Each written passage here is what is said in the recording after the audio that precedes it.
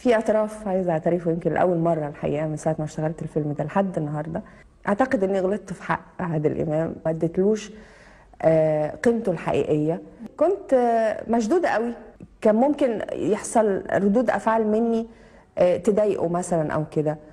وما انا ممثله زيه يعني، الله، وانا موهوبه زيه وانا برضو الناس بتحبني زيه. لا لا طبعا انا مش زيه طبعا، يعني انا فين وعادل فين يعني. ممكن تسميها حده من كتر ما انا مشدوده. زعلنا من بعض شويه كده في الفيلم وبتاع، انما الحمد لله ان الاخر اتصالحنا.